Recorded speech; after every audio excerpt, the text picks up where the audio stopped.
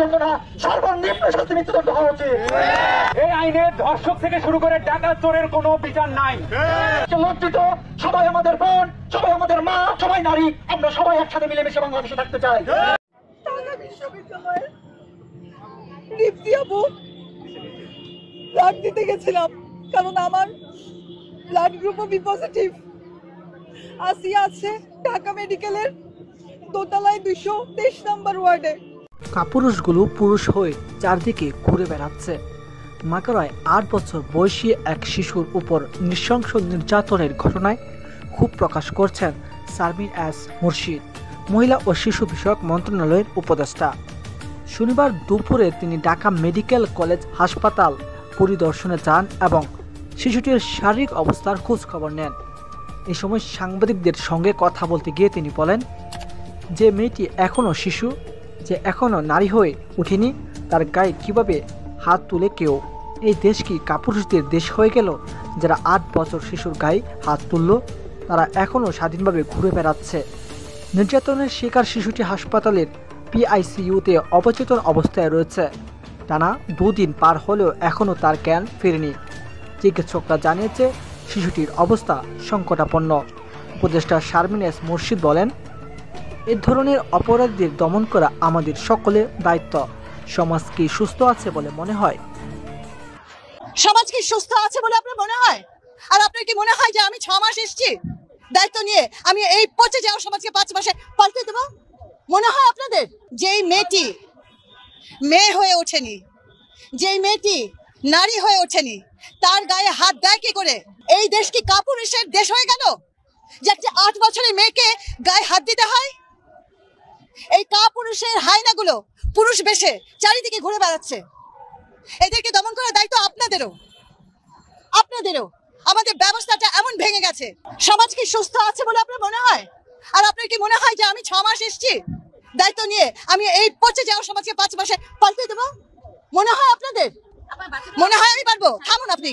বাচ্চার অবস্থা কি মনে করেন আপনি? কি মনে করেন বাচ্চাটার অবস্থা কি? বাচ্চাটার জীবন নিয়ে লড়ছে। ডাক্তাররা জানে না তাকে বাঁচাতে পারবে কি পারবে না। ডাক্তার তার কাজ করছে, এই যে তরুণ ছেলেমেয়েরা তাদের প্রতিবাদ করছে। আমি আমার জায়গা থেকে আমি আমার সর্বোচ্চ চেষ্টা করব যেন হোম এবং আইন এই দুটো জায়গা থেকে এই বাচ্চাটা সম্পূর্ণ এবং দ্রুতভাবে বিচার পায়। প্রথম কথা, আপনারা সবাই দোয়া করেন বাচ্চাটা যেন বাঁচে। ডাক্তাররা চেষ্টা করছে।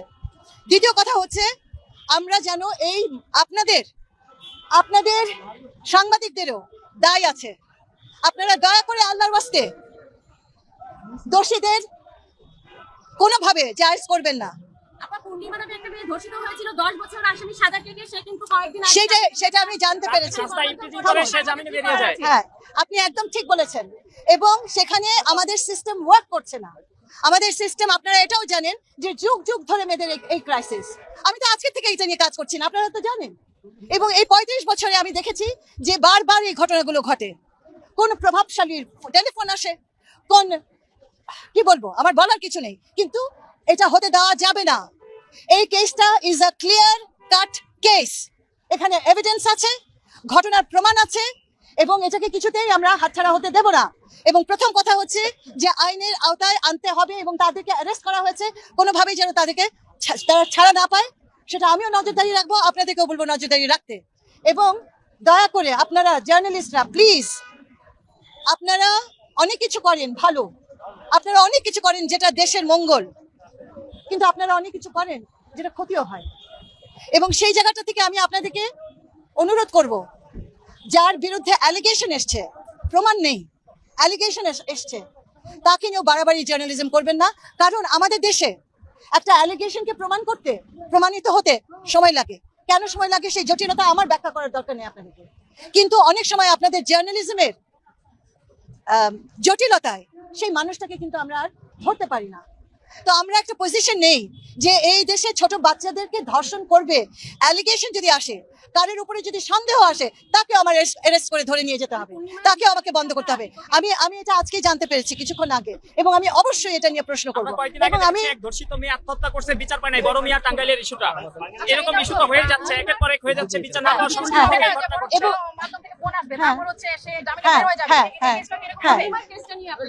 না, আমি একেবারে একমত তোমাদের সাথে তো আমার দ্বিমত হওয়ার কোনো সুযোগ নেই। পূর্ণিমার কেসটা কেন এরকম হলো আমি এখনো জানি না কেনটা। আমি নিশ্চয়ই প্রশ্নটা করব আমার কি বলে স্বরাষ্ট্র মন্ত্রণালয় এবং আমার আইন মন্ত্রণালয়ের কাছে, এবং তারা নিশ্চয়ই দেখবে এটা কোন ফাঁক করে, এই যে ফাঁক ফোক্কর বলে একটা জিনিস আছে, এই ফাঁক ফোক্করটাকে আমাদের বন্ধ করতে হবে। এবং এটা কেন হলো, কি করে হলো, নিশ্চয়ই আমরা খবর নেব।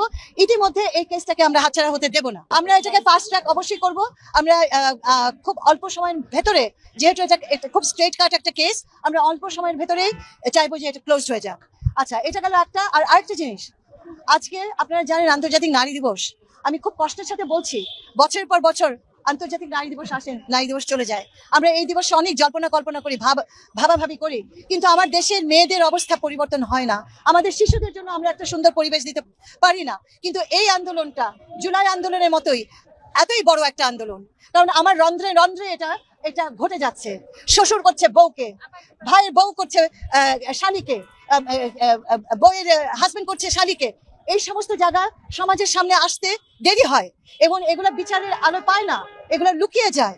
এখন আমরা একটা সিদ্ধান্ত নিয়েছি, 3টা মন্ত্রণালয় এবং কমিউনিটি সহ আমরা ঢাকা থেকে শুরু করে 130টি ক্যাম্প করতে যাচ্ছি। যে ক্যাম্পের ভেতরে আমার হোম মিনিস্ট্রি থাকবে, সমাজ কল্যাণ মিনিস্ট্রি থাকবে, মকা থাকবে, অভিভাবক থাকবে এবং আমাদের জুলাই বাচ্চারা থাকবে।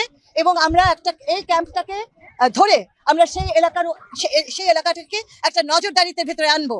সেখানে আপনাদের সাহায্য লাগবে, আমাদের সর্বশক্তি দিয়ে এই কি বলবো আমি, ব্যাধি, অসুস্থতা, এই অসুস্থ সমাজকে আমাদেরকে সুস্থ করতে হবে সর্বশক্তি দিয়ে। এবং এই কমিউনিটি নজরদারিত্বের মধ্যে দিয়েই আমরা মনে করি যে আমাদের হোমও ভালো কাজ করতে পারবে, যেভাবে করছে তারা তথ্য সমৃদ্ধ হবে এবং আমরা কমিউনিটিকেও আশ্রয়ের জায়গাটা তৈরি করে দিতে পারবো। এরকম একটা কৌশল আমরা নিশ্চিত করেছি, সিদ্ধান্ত নিয়েছি। ঢাকা থেকে শুরু হবে এটা, ইনশাল্লাহ ইন দ্য কামিং মান্থস আপনারা দেখতে পারবেন যে আমরা স্তরে স্তরে সারা বাংলাদেশে এটা করতে যাচ্ছি। আমাদেরকে এটাকে রুখতে হবে যে করে হোক।